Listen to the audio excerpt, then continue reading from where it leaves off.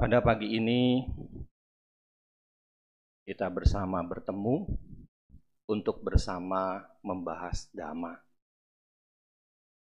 Bapak Ibu sekalian, dalam sistem penanggalan masyarakat Tionghoa,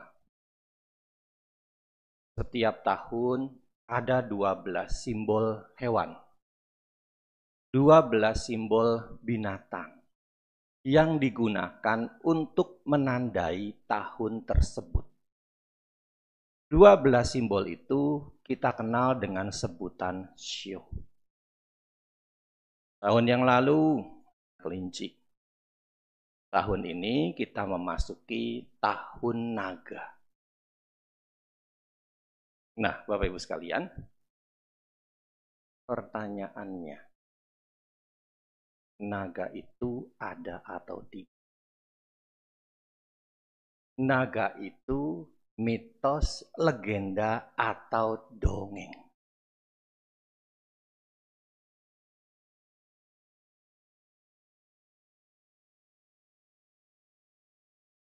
Ada enggak? Ada enggak naga? Hah? Nah, kan jadi dua pendapat. Ada yang mengatakan ada yang mengatakan tidak ada. Naga itu mitos, legenda, atau dongeng. Apa bedanya? Mitos, legenda, dongeng itu.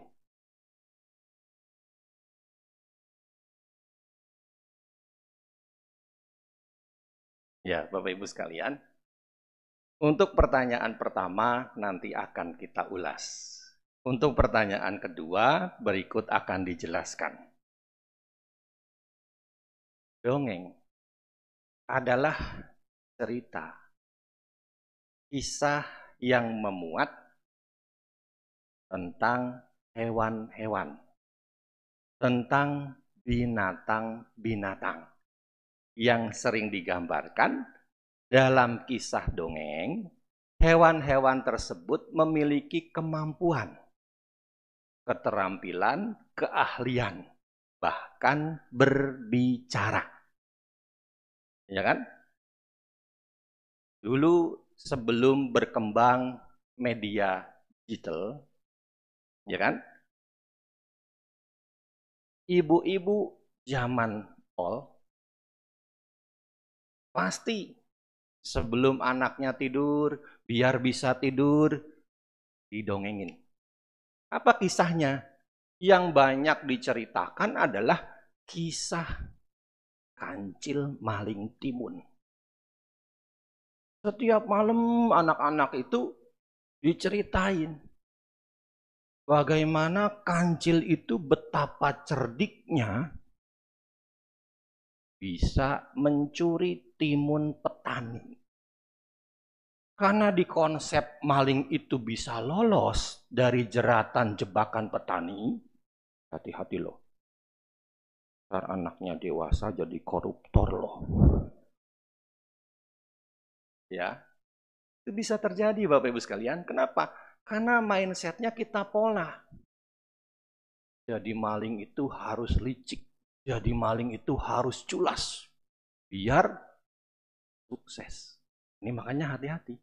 Nah kalau kita yang Buddhis, di zaman sekarang kalau memang mau menidurkan anaknya pakai dongeng, pakai kisah-kisah Jataka. Kan di Jataka digambarkan Bodhisatta dalam upaya menyempurnakan parami, seringkali lahir sebagai binatang yang bijaksana. Ya kan?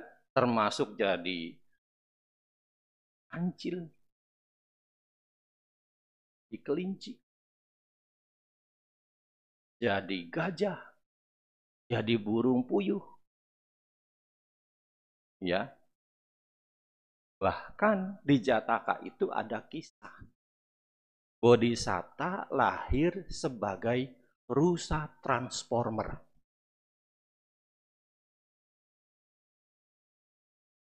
Saya ngomong beneran loh. Udah pernah ke Borobudur belum? Hah? Tahu nggak di Borobudur itu ada cerita ini? Hah? Tahu nggak ada cerita rusak transformer? Hah?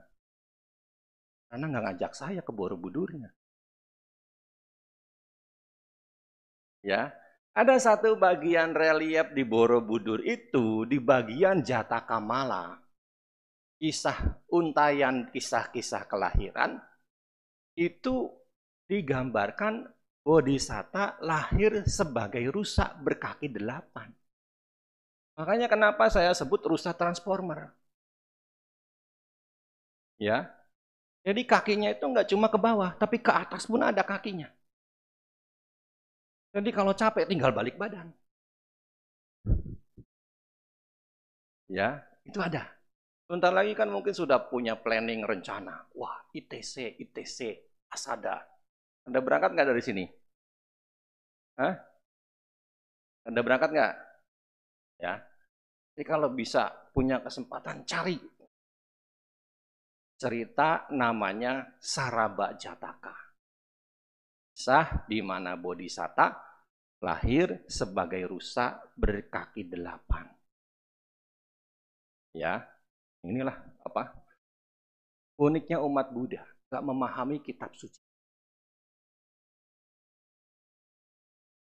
Ya, ini dongeng. Jadi dongeng itu lebih kepada cerita-cerita yang nanti di inti cerita ada pesan moral yang disampaikan. Legenda, Bapak Ibu sekalian, adalah kisah-kisah tentang kehidupan manusia. Ya, yang ditampilkan kehidupan sehari-harinya. Yang kemudian dari kisah tersebut membentuk suatu tempat ataupun suatu kejadian. Ya, kalau di Jawa Timur kan ada legenda Tengger. Ya kan?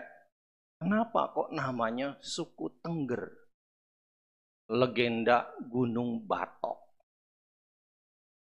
Tahu kan? Tahu nggak? Orang Jawa Timur nggak tahu Tengger, nggak tahu Gunung Batok. Inilah pentingnya Bapak Ibu sekalian, kalau kita pergi ke satu tempat itu menggali cerita. Jadi jangan cuma datang sampai langsung.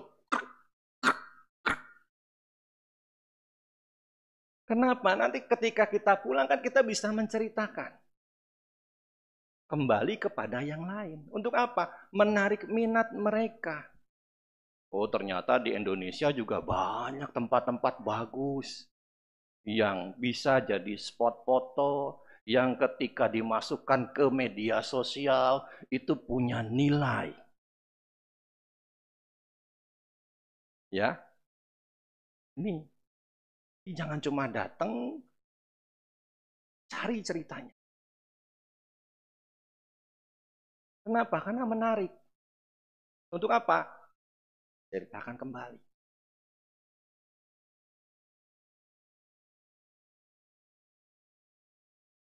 Nah, di akhir cerita juga kehidupan sehari-hari. Nah, kalau mitos, Bapak Ibu sekalian, adalah kisah cerita tentang dewa-dewi. Ya, seperti mitos Chang'e. Tahu Chang'e ya? Hah? Bukan. Chang'e itu Dewi Bulan. Ya, dengan Huoyi. Yang kemudian memunculkan ritual upacara jualan kue bulan ya. Ya, itu mitos. Karena ada pesan moral juga nanti di akhir kisah itu. Nah, inilah perbedaannya. Ya, jadi harus bisa membedakan loh. Di Indonesia banyak sekali cerita dongeng, cerita legenda, cerita mitos yang ada di tengah-tengah masyarakat kita. Jadi jangan kita tuh cuma taunya cerita luar negeri melulu. Apa itu? Manga-manga ya? Anime-anime. Apa? Wibu ya? Apa itu wibu? Saya juga nggak ngerti. Ya kan kita mah seringkali juga apalnya drama Korea. Ya, tapi kisah-kisah lokal malah banyak yang nggak tahu. Padahal di zaman dulu itu ini dipakai sebagai upaya edukasi, sebagai upaya penyebaran agama juga, ya, pendekatan lewat kebudayaan. Nah, Bapak Ibu sekalian,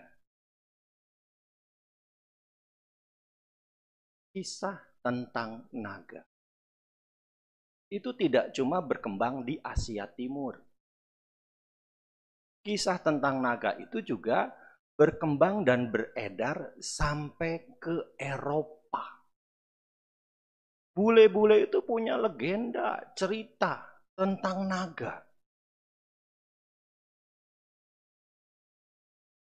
Coba Bapak Ibu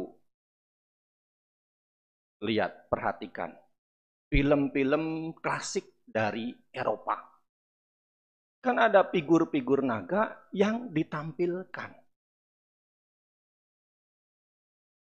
Cerita tentang kesatria. Satu contoh, ini saya cuma dengar doang ya. Karena kan dengar dan baca. Saya nggak pergi ke bioskop. Ya. Lord of Ring. Ada yang sudah pernah nonton? Ya. Itu kan ada naganya kan ya? Katanya, saya juga. Sekali lagi saya nggak ke bioskop. Ya. Saya cuma cari tahu aja. Ya itu ada bantai katanya. Umat-umat yang pernah nonton. Ya. Naganya kayak dinosaurus. Cuma punya sayap. Lalu perutnya gendut. Itu gambaran naga di Eropa. Ketika mulutnya mangap, keluar api. Ini orang-orang bule sana juga punya kisah tentang naga yang hidupnya di goa-goa. Jadi tidak cuma berkembang di Asia Timur, di Asia Tenggara.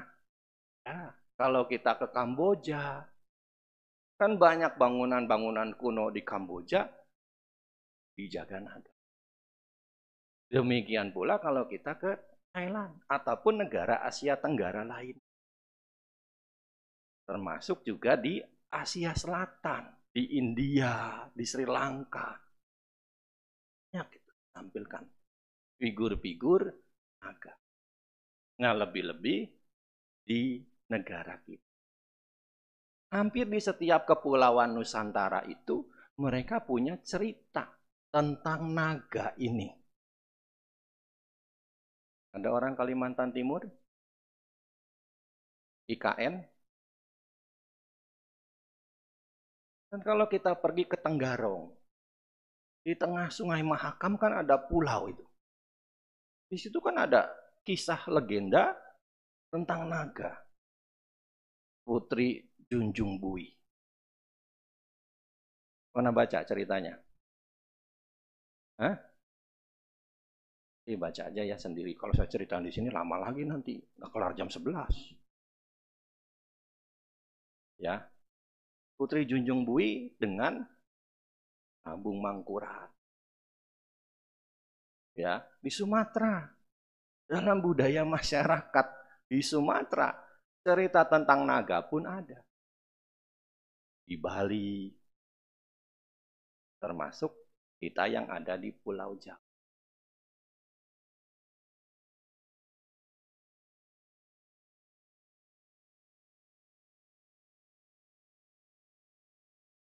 Mungkin Bapak Ibu pernah membaca cerita, kisah. Kenapa Pulau Jawa dan Bali itu terpisah? Itu kan kaitannya ada cerita naganya. Manik Angkeran dengan naga Basuki. Gak tahu ya? Kasihan deh lu. Nah, kadang-kadang kita ini kadang-kadang nggak punya kebanggaan dengan budaya bangsa kita sendiri. Kenapa? Karena kita tidak pernah mengkajinya. Kita lebih senang dengan budaya-budaya impor, cerita-cerita impor. Padahal dalam budaya lokal banyak hal yang menarik yang bisa kita ambil pesan moralnya.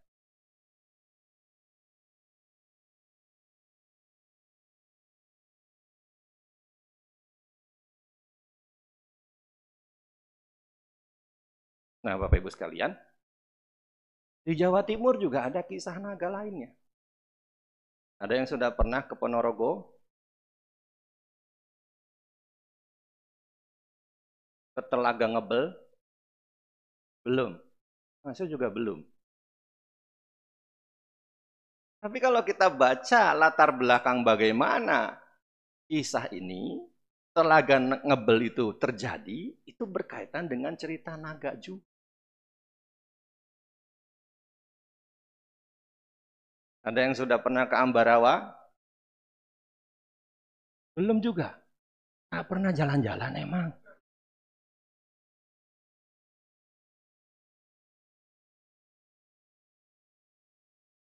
Jangan nyimpen di ATM terus. Tarik ATM-nya buat jalan-jalan. Ya. Buat mencari pengalaman. Kalau kita ke Jawa Tengah, di Ambarawa, Kabupaten Semarang, itu ada sebuah danau besar. Di kaki gunung Merbabu dan Telomoy. Namanya Rawa Pening. Bagaimana kisah Rawa Pening itu terjadi? Ini pun berkaitan dengan cerita naga. Ya, mau dengar ceritanya? Jangan tidur ya. Ya Bapak Ibu sekalian, di masa lalu konon disebutkan pada zaman Mataram ada satu wilayah, ada satu desa namanya Ngasem di wilayah kerajaan Mataram ini. Kepala desa Ngasem namanya adalah Ki Selo Gondang. Dia punya istri dan punya anak yang cantik namanya Endang Sawitri. Bapak Ibu juga harus bisa membedakan arti nama Endang dengan Endang. Beda kan ya? Tahu kan? Yang satu enak dipandang. Yang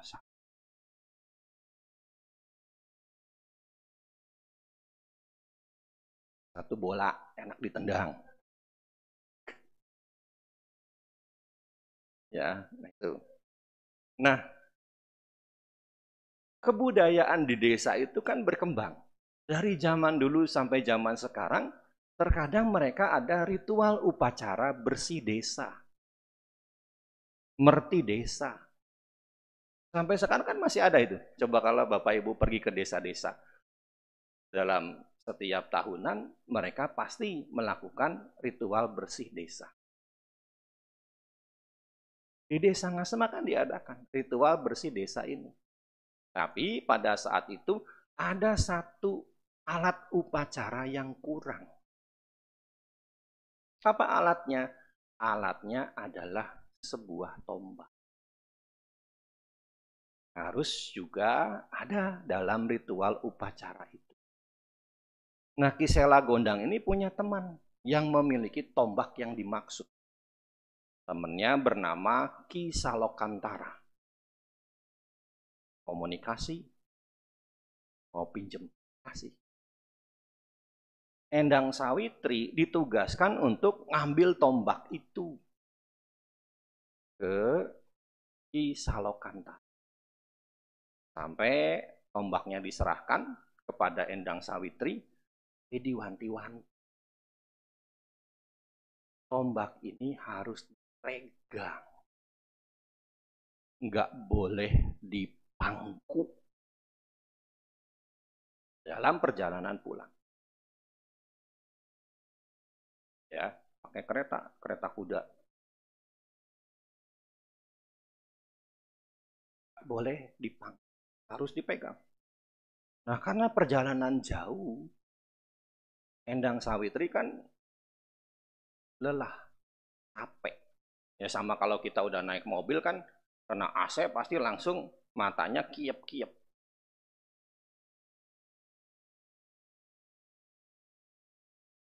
Dia lupa dengan pesan yang sudah disampaikan kepadanya. Tangannya juga pegel, megangin tombak terus. Ritual upacara dilakukan. Nah, terjadi. Setelah itu ternyata Sawitri nyatakan. Itulah kenapa tadi sudah diwanti-wanti, nggak boleh dipangku, nggak boleh dipangku. Nah, Bapak Ibu sekalian, nggak perlu heran ya, dalam banyak cerita itu banyak kisah-kisah yang menceritakan bagaimana peristiwa kehamilan itu terjadi secara demikian.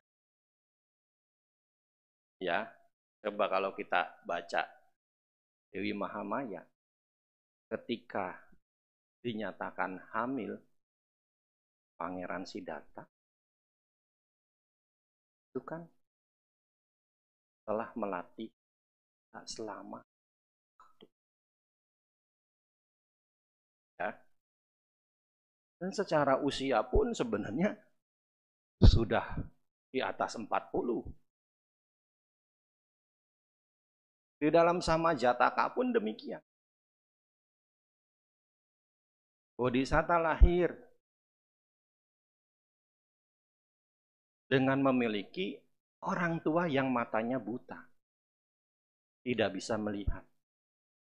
Nah, dewa-dewa melakukan upaya agar ibu Bodhisatta yang buta ini bisa melahirkan anak. Dan anaknya itu adalah Bodhisatta yang diberi nama Sam. Caranya bagaimana? Dewa-dewa menyentuh udelnya si ibu ini.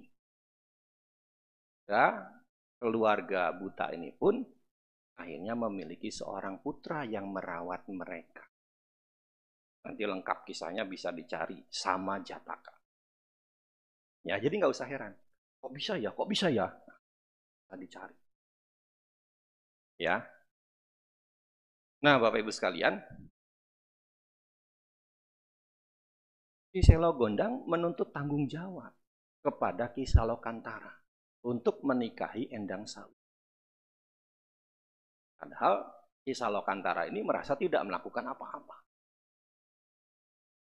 Tapi karena terus dituntut, Endang Sawitri pun dinikahi. Dan setelah menikah, Ki Salokantara menepi ke Gunung Telomoyo. Bertapa. Endang Sawitri melahirkan anak dan wujudnya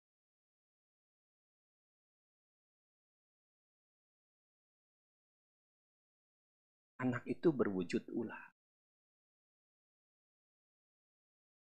dan diberi nama Baru Klinting. Kenapa? Karena tombaknya juga tombak Baru Klinting. Beranjak anak-anak, Baru Klinting ini nanya, siapa bapak saya? Endang Sawitri memberitahu, bapakmu adalah Salokantara, sekarang sedang bertapa Telomoyo. Pergilah jika kamu ingin menemui bapakmu. Beri tombaknya sebagai bukti bahwa dia adalah anak. Berangkat. Dari bukti tombak, rasa oh ini anak saya. Tapi dia ingin anaknya ini berubah rupa jadi manusia. Gimana caranya? Suruh melingkari gunung. moyo biar bisa menyalin rupa menjadi untuk sekian waktu bertapa. Ya, baru kelinting pun apa yang diperintahkan ayahnya. Nah, Bapak Ibu sekalian, ada desa lain tidak jauh dari situ, namanya Desa Patok. Di desa ini pun akan diadakan upacara bersih desa. Masyarakatnya akan mengadakan pesta besar. Maka beberapa pemuda dan beberapa bapak-bapak ditugaskan untuk mencari makanan ke hutan, berburu.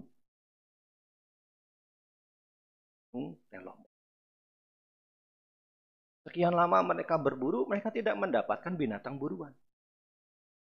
Mereka ngasok di sebuah batang pohon yang besar. Gitu. Iseng-iseng. Bawa golok, bawa parang untuk berburu, bawa tombak untuk berburu. Ternyata keluarkan. Dan begitu disayat, oh ini daging, ini daging. Nah, mereka pun ambil. Ternyata yang dipotong itu adalah bagian ekor, baru kelinting nyala bertak.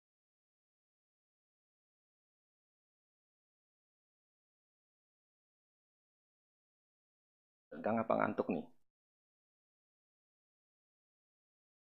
Dan ekor. Ambil sebanyak-banyaknya. Pulang. Mereka nggak tahu bahwa itu adalah daging.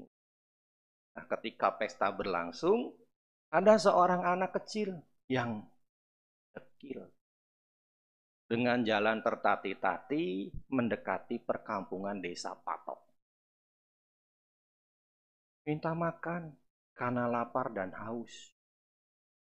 Penduduk desa yang lagi pesta nggak peduli dengan anak itu. Siapa anak itu? Kelinting. Kan tadi sudah diceritain. Yang dipotong bagian ekor. Ya, makanya jalannya tertati-tati. Pincang. Baru kelinting malah diusir.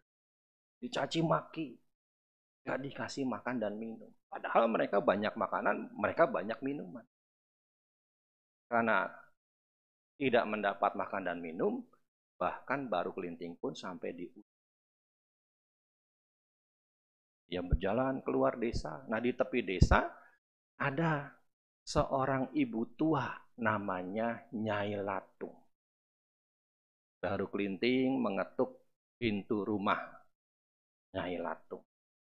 Nyai Latung kemudian memberi makan dan minum baru kelinting. Setelah mendapat makan dan minum, baru kelinting pun berpesan.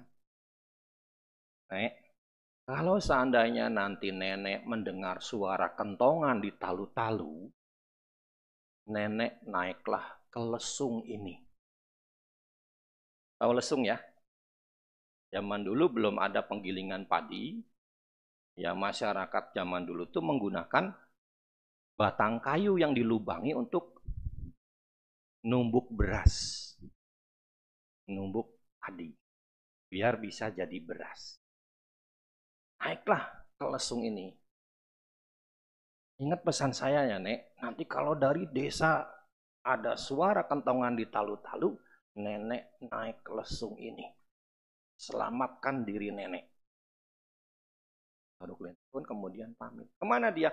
Kembali ke desa Patok. Sambil membawa beberapa bilah lidih. Tahu lidih ya? Ngapain? Nantangin penduduk desa. Dia akan menancapkan lidi itu di tanah, siapa yang bisa nyabut? Semua orang menganggap sepele. Saya bisa nyabut, saya bisa nyabut, saya bisa nyabut. Dari yang badannya kurus, yang sedang, sampai yang badannya besar. Bahkan keker. Gak ada satupun yang bisa. lidi yang ditancapkan oleh baru kelinting. Karena tidak ada satupun yang cabut, akhirnya baru kelinting sendiri. Dan ketika lidi itu dicabut, keluarlah air yang memancur dari dalam tanah. Air tersebut semakin deras. Sehingga apa? Menggenangi desa Patok. Mereka sudah mulai bertalu-talu, mengentong-kentongan. Dan Nyai Latung mendengar itu. Maka sesuai dengan pesan baru kelinting, sudah naik. Penduduk desa Patok pun akhirnya. Desa Patok berubah menjadi danau yang bening airnya. Jadi pening di sini bukan puyeng, bukan sakit kepala, tapi karena bening. Ya, bening itu. Nah, tentang naga yang menjadi satu.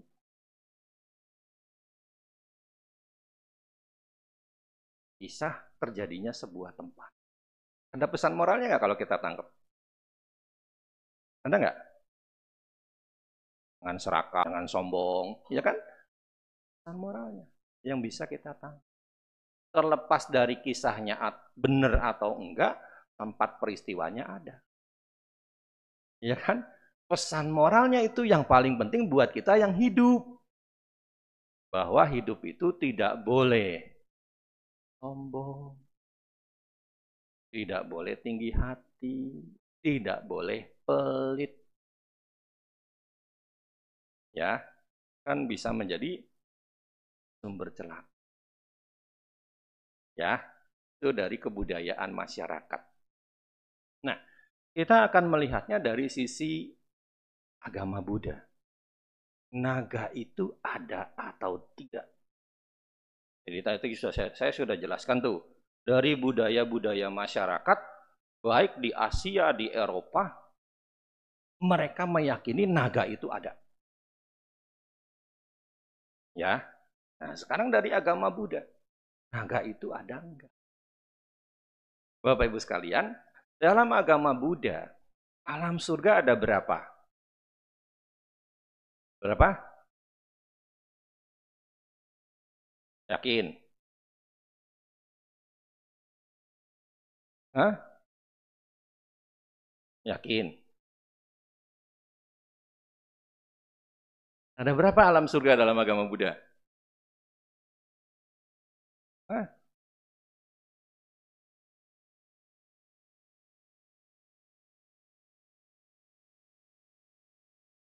Mana? 26, 7, 31.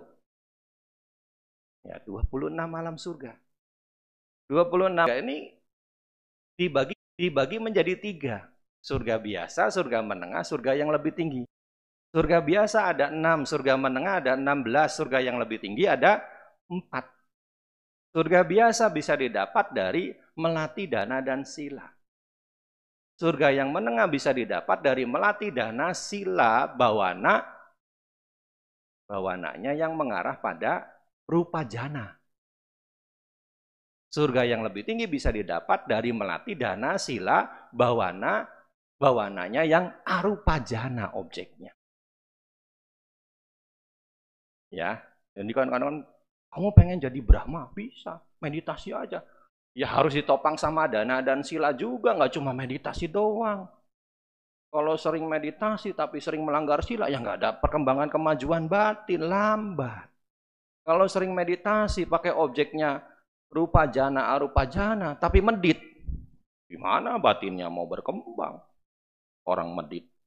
Kan di dalam Dhammapada sudah disebutkan, orang kikir tidak akan pergi ke hadapan para dewa. Ya kan, ada kan itu kan? Pernah baca nggak? Yakin udah pernah baca? Ya, ada itu. Jadi jangan nggak cuma mengandalkan meditasi, kan kadang-kadang orang meditasi aja, suruh berdana, mana batinnya mau berkembang? Kan ketika rasa bahagia dari berbuat baik berdana itu muncul, menopang nggak, membantu nggak kita meditasi? Membantu. Kan kadang-kadang ketika pikiran kacau, Dalam meditasi kita bisa memunculkan sifat baik apa, perbuatan baik apa yang bisa kita lakukan, yang bisa memunculkan rasa bahagia. Itu juga bisa digunakan untuk apa? Membantu mentalitas kita berkembang. Ya. Nah, di 6 alam surga itu Bapak Ibu sekalian, 1 Maharajika, Tawatingsa, Yama, Tusita, Nimanarati, Paranimita, Wasawati. 1 Maharajika alam surga tingkat pertama. Alam surga tingkat pertama itu ya 4 raja dewa, Catu Maharajika. Orang-orang tradisi menyebutnya dengan sebutan Setatienwang. Nah, dia ada 4 raja dewa di 4 penjuru. Ada Yaka, ada Kumbanda, ada Gandaba, ada Naga. Ya, Yaka itu digambarkan dengan sosok seperti arca-arca di depan candi atau di depan wihara yang bawa pentungan. Itu sosok Yaka. Yaksa. Ya, Yaka itu. Pernah lihat kan? Sosok arca bawa pentungan? Ya, itu sosok Yaka. Atau kalau Bapak Ibu ke Thailand kan gede-gede itu. Bawa pentungan sambil berdiri kan? Itu Raja Yaka. Namanya Wesawana. Sosoknya digambarkan demikian. Dan di dalam suta-suta dijelaskan, Wesawana ini adalah juru bicara di antara 4 raja dewa ketika mereka ingin menjumpai Sang Buddha.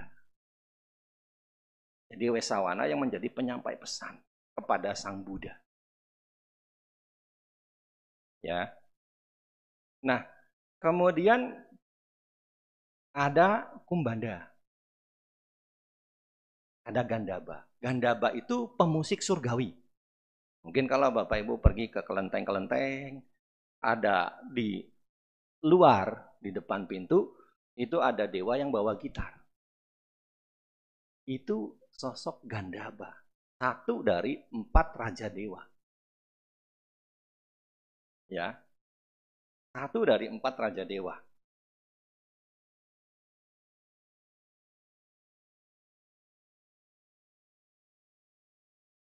Lalu ada naga. Ya, naga. Kalau kita mau baca parita pemberkahan kan sering ada kan pembacaan Dewata Aradhana. Ya kan? Kumacayantu dewa jalatala wisame yaka gandaba naga. Ini naga ada nggak? Ya, kalau nggak ada mau ngapain dipanggil-panggil? Ya, ngapain diundang? Ya, nah di dalam ada satu bagian. Kenapa? Ketika seorang upasaka itu akan ditasbiskan jadi biku, itu kan ada beberapa pertanyaan yang diajukan di dalam sangga dan juga di luar sangga. Salah satu pertanyaannya adalah manusosi. Apakah Anda manusia? Ada latar belakang, cerita kenapa pertanyaan ini sampai muncul. Jadi di zaman Sang Buddha itu ada naga yang kebelet pengen jadi biku. Dan naga ini diceritakan punya kemampuan menyalin rupa jadi manusia. Maka karena dia kebelet pengen jadi biku, dia menyalin rupa jadi manusia. Ditasbis jadi biku. Kalau biku-biku yang lain meditasi, naga ini nggak pernah muncul. Biku ini nggak pernah muncul. Nah begitu dicari tahu, ternyata diikutinya yang ada adalah ular besar yang diselimuti jubah. Nah sejak saat itu akhirnya ditetapkan peraturan. bahwa untuk jadi biku itu harus manu. Ya.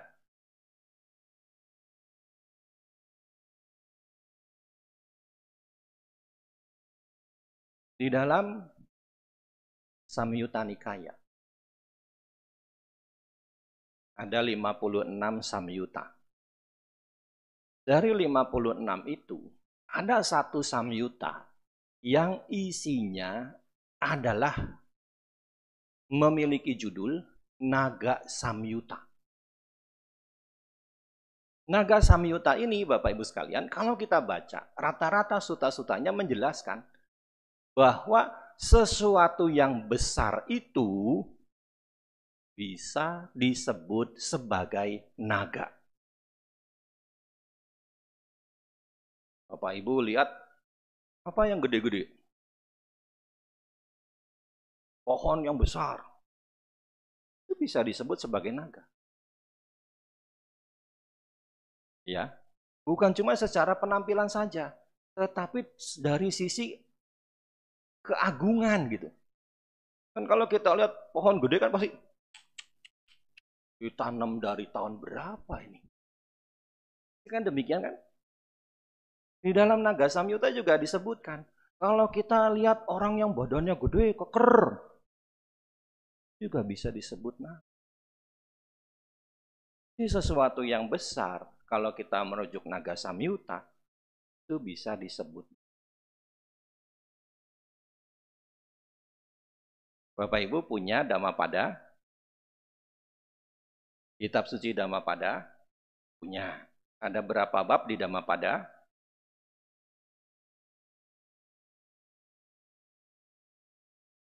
Punya. Dibaca. Bab Dhammapada itu. Nah, ada satu bab dari Dhammapada itu judulnya apa? Nagawaga. Nagawaga.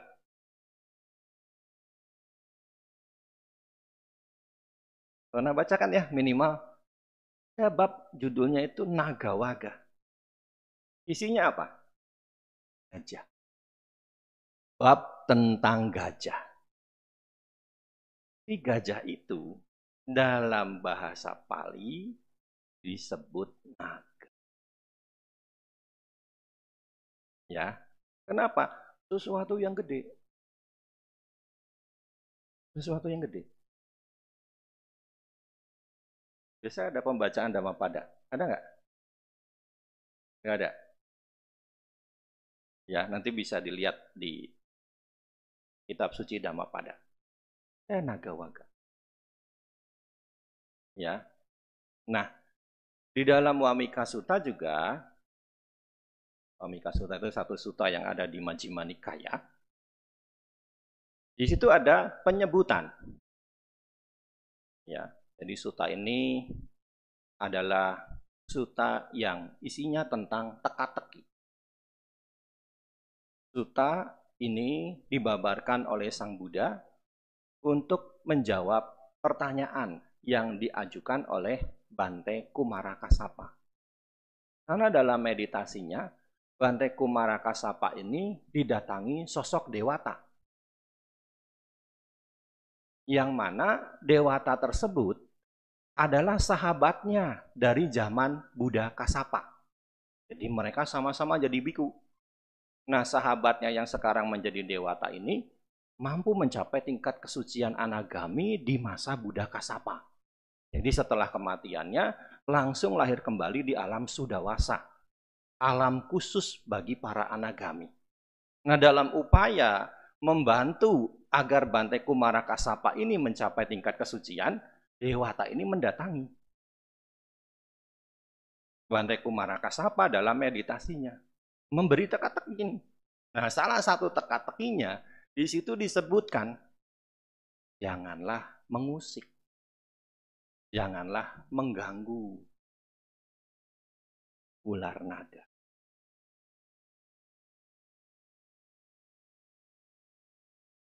Teka-teki ini kemudian ditanyakan kepada Sang Buddha oleh Bante Kumarakasapa.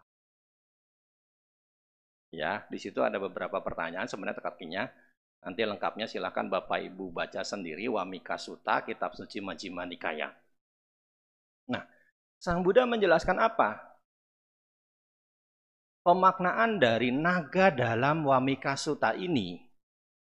Dalam sutta ini, naga itu kan sudah jelas disebutkan. Janganlah mengganggu, mengusik ular naga. Mencapai tingkat kesucian tertinggi dari orang yang telah mencapai tingkat kesucian arahat. Kenapa tidak boleh mengganggu arahat? Ada 6 kejahatan berat kan ya, yang bisa menyeret jatuh ke neraka awici. Membunuh ibu, membunuh ayah, membunuh arahat, melukai Buddha, memecah belah sangga, menganut pandangan salah. 6 loh di dalam Ratana Sutta itu. Kejahatan berat itu disebutkan. Coba baca Ratana Sutta, bait ke-10. Ya, disebutkan. Cak bitanani ababokatung. Seorang sotapana tidak mungkin melakukan 6 kejahatan berat. Ya selama ini kan dipopulerkan 5 kejahatan berat. 6. Cak bitanani. Coba dicek aja di Ratana Sutta kalau nggak percaya. Ya. Ada nggak di bait ke-10 Ratana Sutta?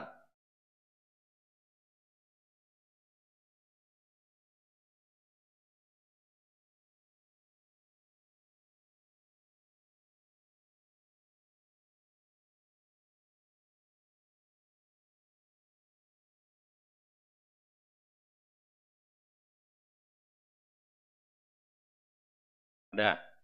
Kamu belum?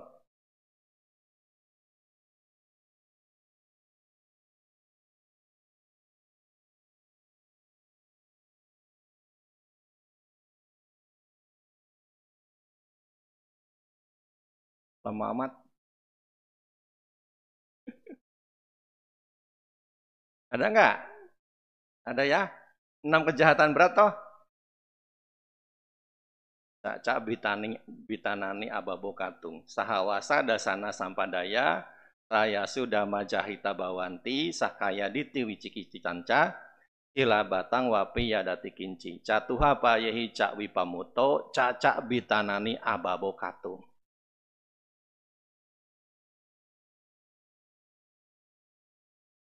Ya kan? Jadi pemaknaan naga di dalam Wamika Sutta sekali lagi Bapak Ibu sekalian adalah menyimbolkan arahan.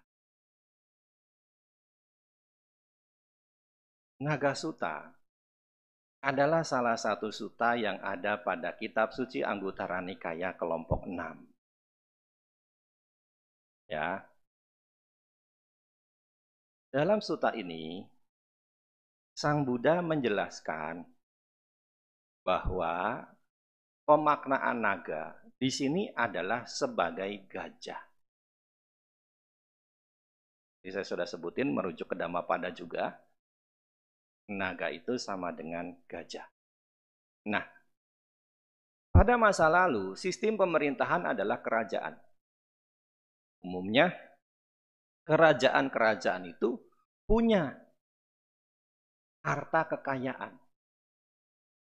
Bukan cuma harta yang sifatnya emas permata, tapi juga punya binatang kerajaan yang menjadi simbol kebesaran sebuah kerajaan tersebut.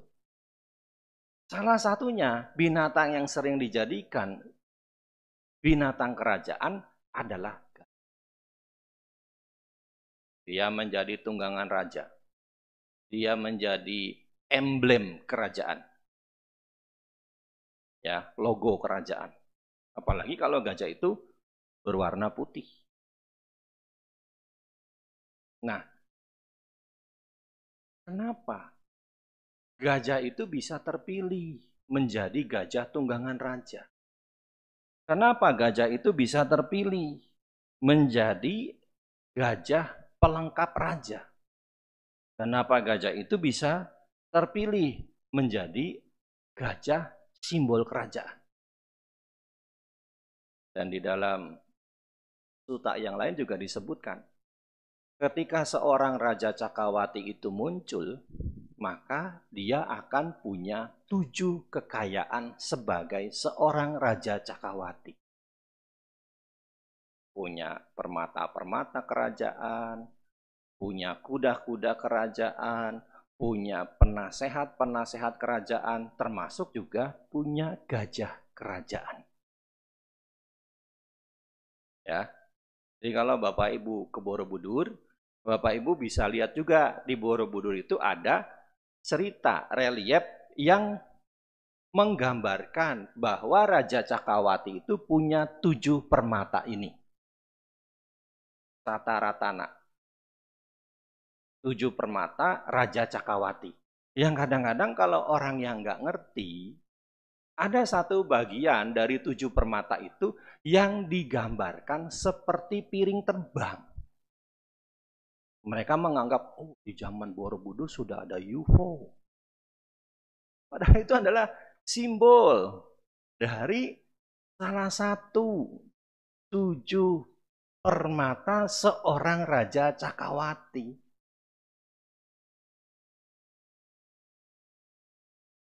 7 permata seorang Raja Cakawati.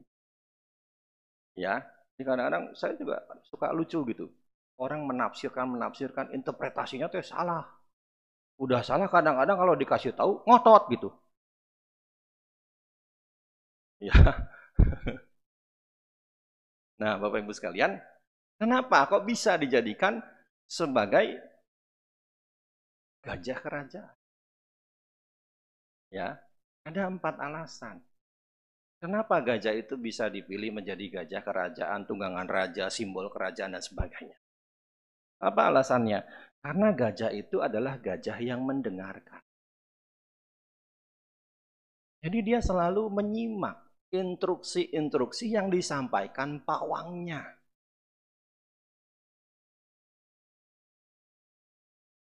Petunjuk-petunjuk yang diarahkan buat dirinya, yang disampaikan oleh pawangnya. Gajah itu mendengarkan, menyimak, ngikutin. Maka dia terpilih menjadi gajah kerajaan. Nah, yang kedua alasannya adalah gajah itu gajah yang menghancurkan. Ya, yang namanya gajah kerajaan, yang namanya sebuah kerajaan, yang namanya raja, terkadang punya seteru, punya musuh. Nah, ketika raja ini berperang, gajah ini akan dibawa ke medan perang. Dan ketika raja berperang, tidak cuma prajuritnya yang maju, tapi sebagai pemimpin, sebagai raja, dia pun maju menghadapi musuh dengan menunggangi gajah ini. Tuh, ya, ketika berhadapan dengan musuh, karena dia memiliki kekuatan, gajah ini menghancurkan pasukan-pasukan musuh. Pasukan prajurit dihancurkan, pasukan kuda dihancurkan, pasukan gajahnya musuh juga dihancurkan. Ya, menghancurkan musuh-musuh. Nah, yang ketiga, kenapa jadi gajah kerajaan? Karena gajah itu adalah gajah yang menahan. Yang namanya maju ke medan perang ya nggak semua kan dilibas. Ada kalanya dia sendiri yang kena. Sabetan tombak, sabetan pedang, ya kan? Pukulan prajurit, tapi dia mampu menahankan semua deraan-deraan derita yang ditujukan kepadanya.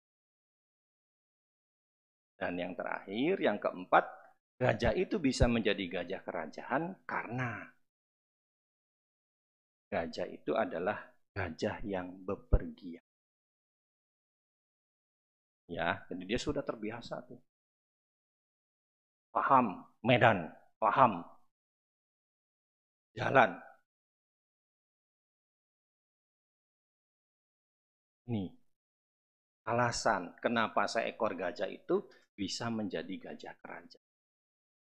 Nah, Bapak Ibu sekalian, suta ini sebenarnya perumpamaan yang menggambarkan kita sebagai umat Buddha.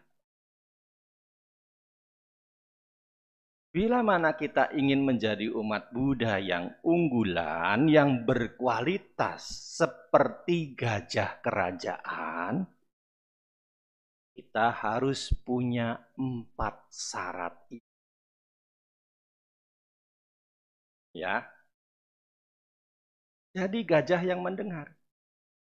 Jadilah umat Buddha yang senang mendengar Dhamma Winaya. Memperhatikan setiap kali kita mendengarkan khotbah. Kenapa?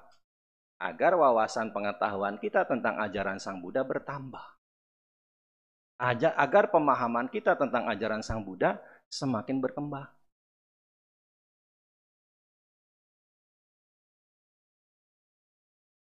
Menyimak, memberikan perhatian setiap kali mendengarkan Dhamma. Ya, Dhamma Winaya. Didengarkan, disimak, diperhatikan, dipelajari. Untuk apa? Diterapkan dalam keseharian. Kan umat Buddha yang besar itu bukan besar hartanya, tapi besar perilakunya. Besar perbuatan baiknya. Ya. Nah, kemudian yang menghancurkan. Menghancurkan di sini, yang dihancurkan apa? Kita punya kotoran batin. Dalam tahapan-tahapan. Ada niwarana, ada kilesa, ada asawa. Kita harus berjuang untuk menghancurkan kotoran-kotoran batin tersebut. Ya, dalam tahap yang dasar di suta ini disebutkan itu adalah 5 rintangan batin yang harus kita hancurkan. Apa 5 rintangan batin itu? Pikiran akan kesenangan indria. Muncul enggak? Sementara kita mendengar Dhamma, kan belum tentu kita itu 100% pikiran kita itu berada menyimak apa yang disampaikan. Bisa aja kan muncul. Sebentar habis puja bakti, saya pulang ke rumah, mau mampir dulu di warung kopi di depan. Ya kan? Di depan itu semalam saya lihat ada warung kopi brand USA.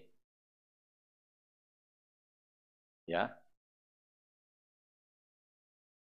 Nggak usah disebutin kan ya? Ini bukan endorsernya soalnya. Pokoknya ada warung kopi brand luar negeri gitu kan.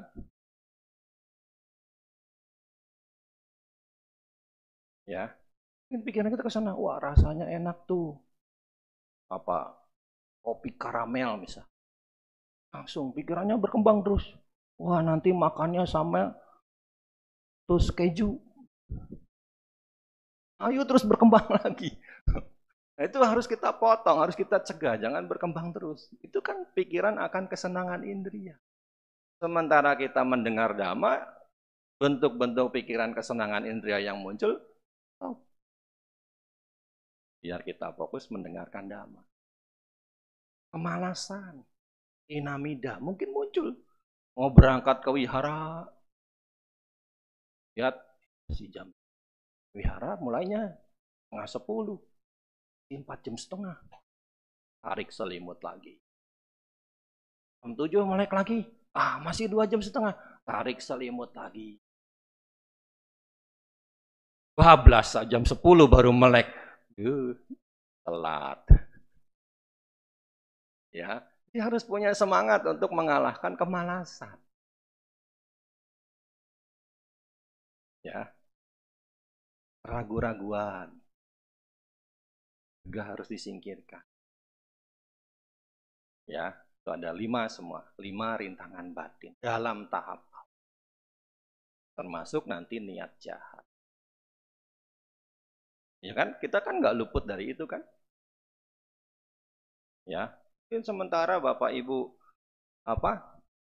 kita mendengar dhamma itu ya bentuk-bentuk pikiran. Kalau memang yang jelek kan cepat sekali berkembangnya, ya kan? Cepat sekali dia beranak pinak cucu cicitnya. Itu harus. Nah, kemudian gajah yang sabar, menahankan. Nah, kita juga sebagai umat Buddha harus menjadi umat Buddha yang sabar. Menghadapi deraan jasmani, menghadapi deraan mental. Ya pasti saya yakin saat ini Bapak Ibu sedang mengalami deraan jasmani. Apa? Kaki kesemutan. Ya kan? Sama saya juga kesemutan. Kadang-kadang umat itu lucu. Bante kalau meditasi kakinya kesemutan enggak? Ya sama kesemutan. Orang saya juga kakinya tulang dari daging dan darah.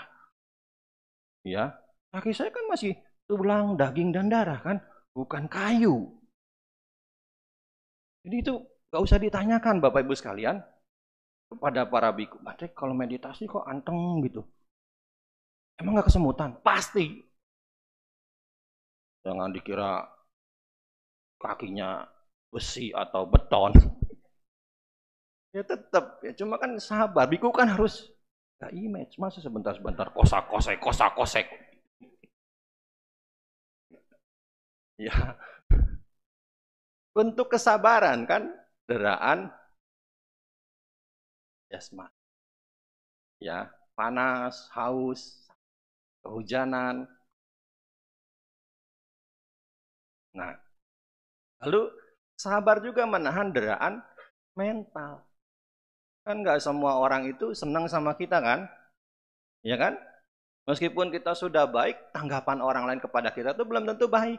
Bisa aja ketika kita baik sama dia, kata-kata dia itu ada yang kasar, tidak menyenangkan, mengejek, menghina, merendahkan. Sabar.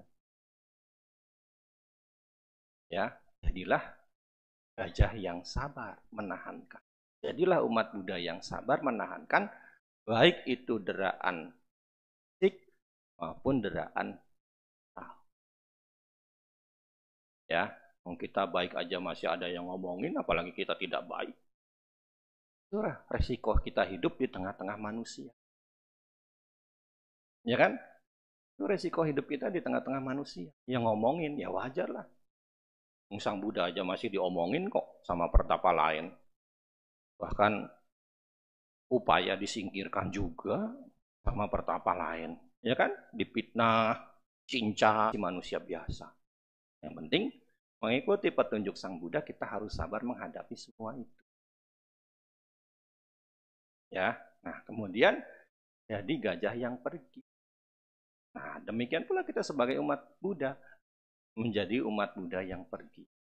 Ya, dalam skup misalkan organisasi, kalau satu saat kita harus lengser, ya lengserlah. Menjadi penasehat, bukan menjadi orang yang malah ngerecokin. Ya, jadi kan regenerasi harus berjalan. Regenerasi kan harus berjalan kan? Iya, dalam sebuah organisasi.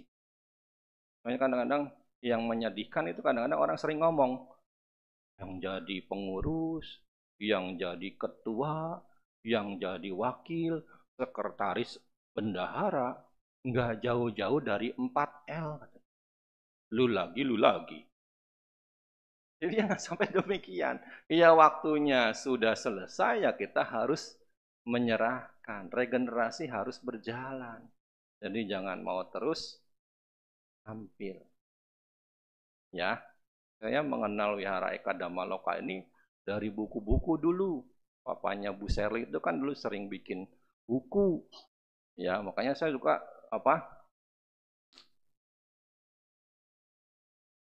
Cinke. Cinke saya itu bukan cinke saya. Mertuanya cici sepupu saya itu Dharma Duta. Nah, dia banyak buku-bukunya tuh. Jadi kalau saya main ke rumahnya, saya pinjam buku-bukunya buat saya baca. Kan ada Pasaka Panyasiri Goeng. Tahu saya makanya. Di Bandung juga ada tuh. Bandung Murnianda ya. Nah, saya baca-baca bukunya. Ya, dari ketika saya masih jadi umat, sudah sering baca buku.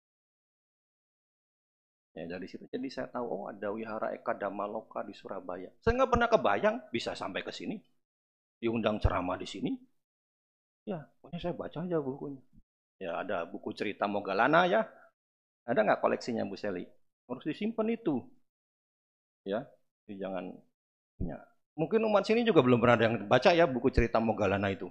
Oh, kalah sama saya itu. Ya, jadi inilah apa perumpamaan yang menggambarkan. Jadi dalam konteks Dhamma, naga itu adalah sosok dewa. Dalam konteks Dhamma, naga itu adalah simbol arahat. Dalam konteks Dhamma, naga itu bisa merujuk kepada gajah ataupun sesuatu yang besar.